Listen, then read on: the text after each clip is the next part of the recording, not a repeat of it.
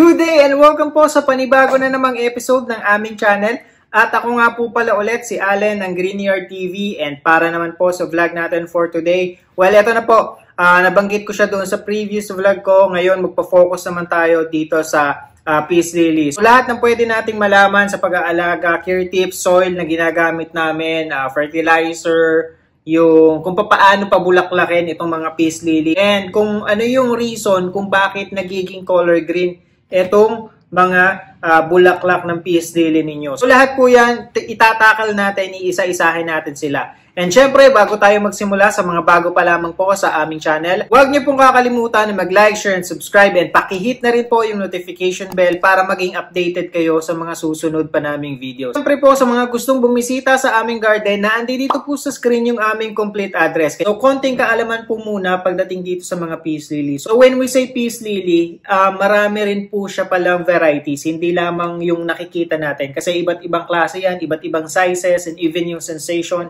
yun po ay peace lily pala. And yun nga, nagtingin ako sa internet. So around siguro mga 10 or 20 species yung nakita ko ng mga varieties ng peace lily. And dito, meron tayong mga ilang peace lily, isa-isahin din natin sila. And ang isang nabasa ko dito sa mga peace lily, ay ito pala ay, although dito sa atin hindi pero dun sa ibang lugar, sa ibang bansa, ito pala ay isang common funeral plant. So, ibinibigay siya kadalasan sa ibang lugar, sa mga namatayan. Pero dito sa amin naman, hindi. Dito sa atin sa Pilipinas, I don't think so. Hindi ko lang alam sa ibang lugar dito sa atin. So, meron tayo namang specific na bulaklak na madalas nating nakikita sa mga funeral. Pero hindi pa ako nakakakita. Although siguro as a gift or ibinibigay nga, pero hindi naman kadalasan sa funeral Pero yun yung isang trivia na nakuha ko dito sa pagre-research when it comes dito sa peace lily. Although dito sa atin, siguro kung may gumagawa naman ito, mangilan-ngilan lang. So, unahin na po natin dyan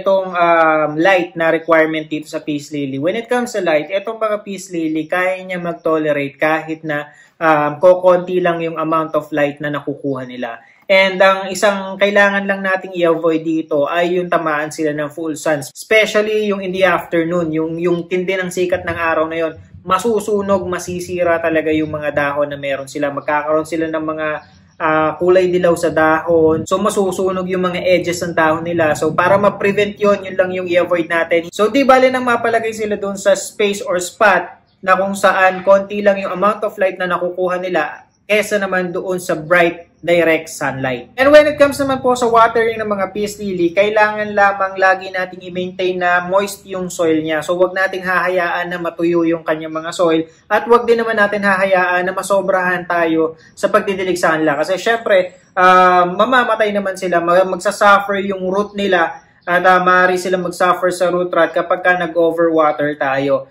And pagka naman yan, magsisimulang mag-drop yung mga dahon niya kapag ka nag-overwater tayo. And kapag ka naman syempre mag-underwater naman tayo, makikita nyo yan din sa mga dahon niya. Unti-unti magkakaroon niya ng panunuyo sa tip ng mga dahon niya. Yun lamang yung i-avoid natin. And kapag ka, halimbawa nakikita nyo may mga simptomas na siyang inilalabas sa mga dahon niya, check nyo yung soil kung talaga bang laging basang-basa o lasak na lasak. So makikita nyo naman yan. And pagka binunot nyo siya, dito sa sa pinakalalagyan, sa pinaglalagyan niya, makikita nyo naman kung halimbawa kung healthy pa yung roots or hindi, kung nagsasuffer na sila sa root rot.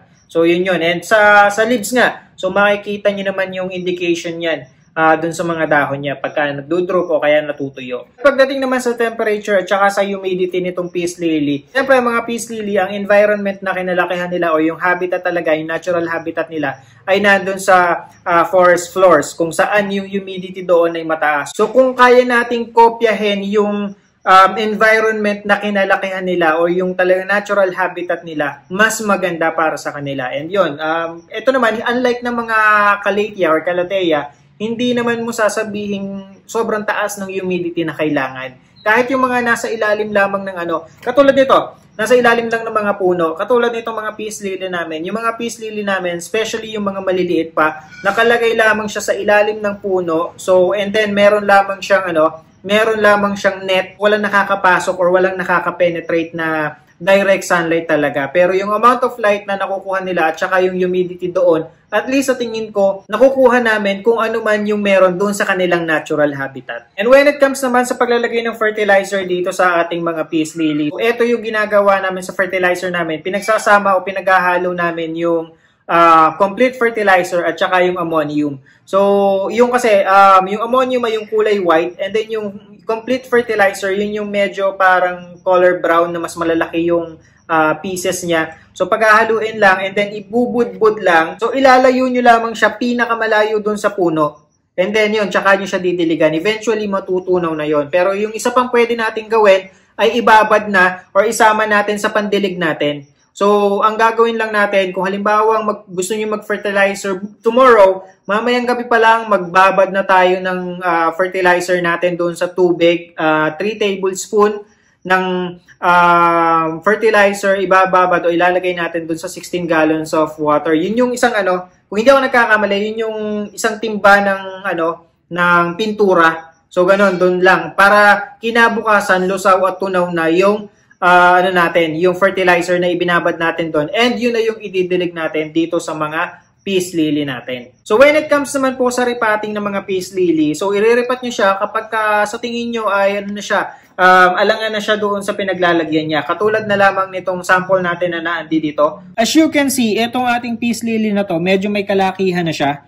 At pagkatapos, alangan na siya doon sa 4x4. Ito, huhugutin ko. So ito yung pinaglalagyan niya. Ever since nung maliit pa yan, dito na nakalagay yan.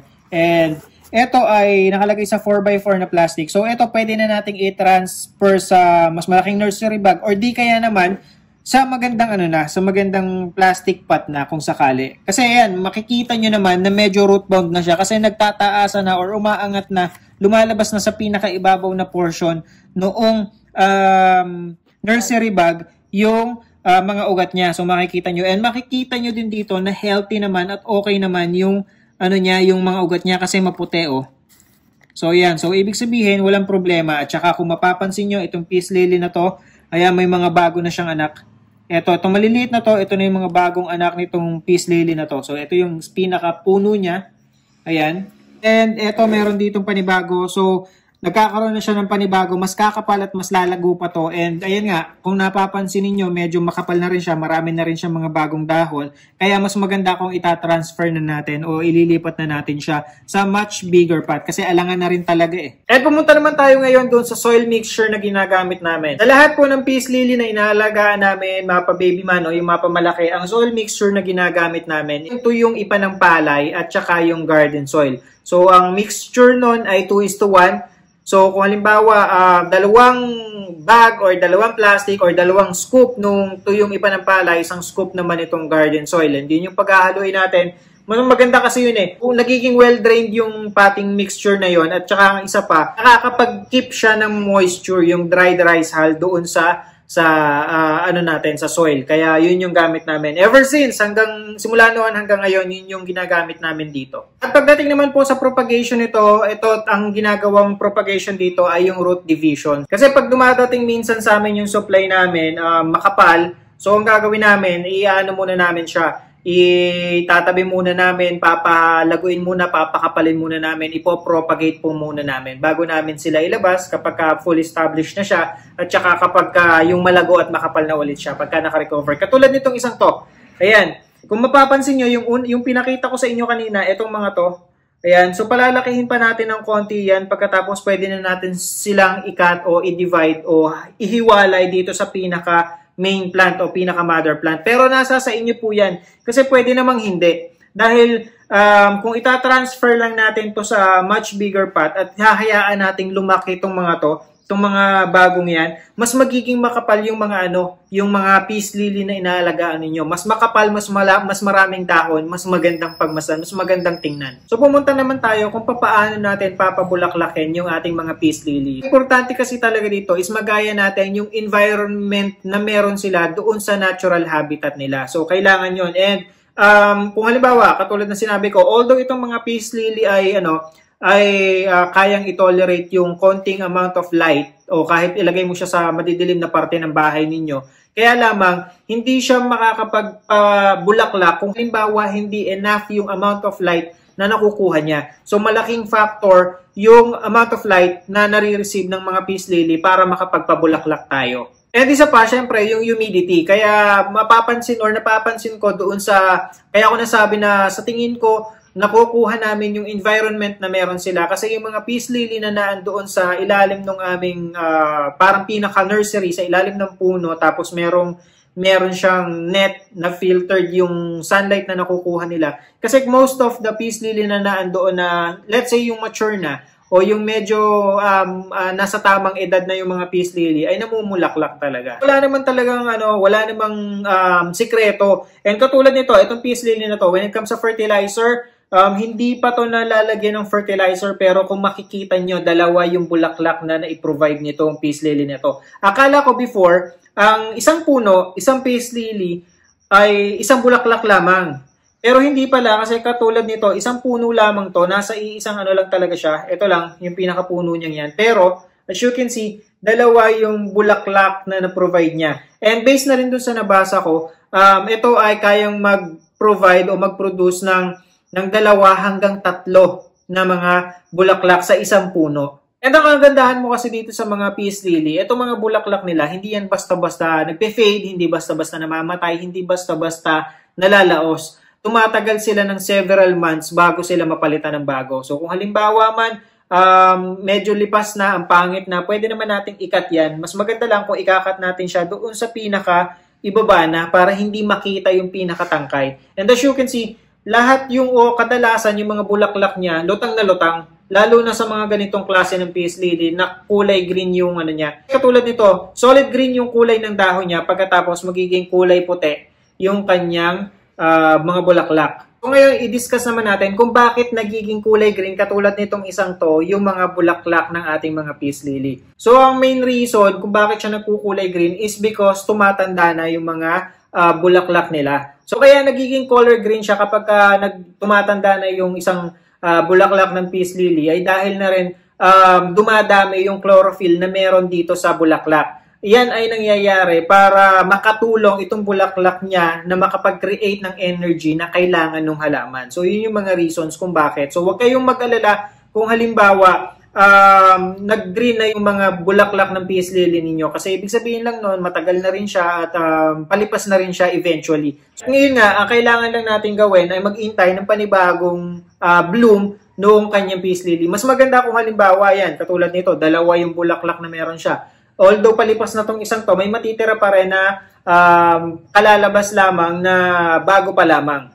So, eto siya. Ayan. And ang tawag kasi dito, kung hindi ako nagkakamali, correct me if I'm wrong dun sa pronunciation ko, ay spathes. So, spathes ang tawag dito. And dahil nga ito ay modified leaves and dahil din dun sa similarity niya sa dahon, kaya niya ding mag-produce ng chlorophyll na kung saan makakatulong siya sa pag-create ng energy na kailangan ng halaman. So, yun yung kagandahan mo dito sa mga bulaklak na mga to. And yun nga, halimbawa, yan naman kahit maglumipas na to or mamatay na or matuyo na yung bulaklak niyan, repeated lang naman yan eh. Kung mauulit lang naman yan, magkakaroon ulit sila ng panibagong bulaklak. And kung mapapansin nyo dun sa ibang shop, and ayan, nabasa ko rin to, na ay yung mga peace lily pala na maraming bulaklak sa isang puno, is meron silang ini-induce doon, ang tawag doon ay gibberellic acid, kung tama yung pronunciation ko. So yung gibberellic acid, yun yung nakakatulong. Based doon sa nabasa ko, para siyang steroids para doon sa mga halaman, para makapag-produce ng maraming bloom. And after that, kasi syempre yun, para ma-invite yung mga buyers na, etong peace lily na to, ang daming bulaklak. So yun yung ganun, chemically induced yung mga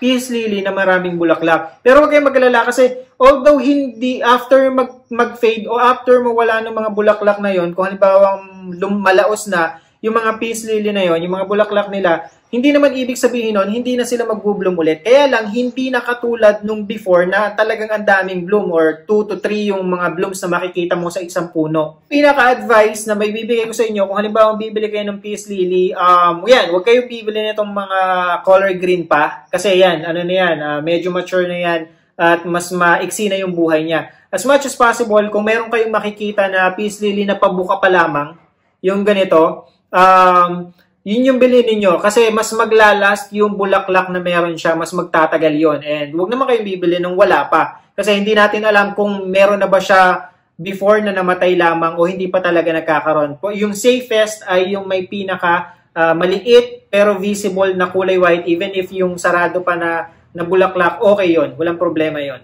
At ang isang factor pa pala kung bakit nagiging kulay green to ay dahil na nga rin doon sa low light. So kung hindi enough yung amount of light na nakukuha nila, so possible na mag-color green yan. Kunyari, kung halimbawa meron man siyang kulay puti na bulaklak tapos inilagay natin siya doon sa isang corner na medyo madilim, mas mabilis yung magiging proseso ng pagkakaroon nila ng kulay green na bulaklak. And yun yung isang reason din kung bakit minsan yung mga peace lily natin hindi namumulaklak dahil hindi enough yung amount of light na nakukuha nila. Another tip na pwede nating ibigay sa inyo or sabihin is ito.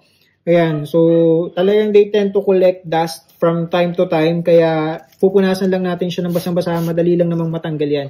Ito kasi nasa nasa labas siya, so ang nangyayari kapag ka naulanan, syempre hindi naman maiiwasan na maalikabukan siya kapag nabasa tapos matutuyo. So yun yung mangyayari. And yun nga pala, add ko nga pala, mas maganda rin or mas makakatulong din kung rainwater yung gagamitin natin sa kanya. Pero hindi naman siya yung sasabihin mong masela na even if tap water yung gamitin mo ay lalabas dito yung mga minerals dito sa Maliban na lamang kung sobrang tapang nung chlorine nung tap water na ididilig nyo sa kanya. Pero yun namang tap water na nanggagaling or yung sa tubig gripo mismo, hindi naman siya ganun katapang. Kaya yun din naman yung ginagamit namin. Pero yun nga, doon sa kanilang environment, kapag rainwater yung nakukuha nila, mas yun, kasi yun yung nandun sa natural habitat nila, mas okay yun para sa kanila. Syempre, lalong-lalo na ngayon, advisable yun, ngayong tag-ulan, makakatipid na tayo dun sa tubig, and sasahod lang naman tayo sa labas kapag umuulan. Almost everyday ngayon naulan, kaya yun, wala tayong